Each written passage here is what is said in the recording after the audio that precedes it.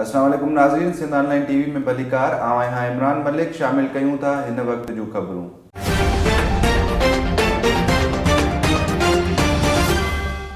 नाज़रीन, हिंगोरजा में शाखुनि ऐं वाहुनि जी खाटी न थियण ख़िलाफ़ आबादगार ऐं हारिन कामरेड लोंग ख़ान अतहर ऐं कांडेरो ख़ान सेतो जी अॻुवाणी में एहतिजाजी मुज़ाहिरो करे धरणो हयो वियो।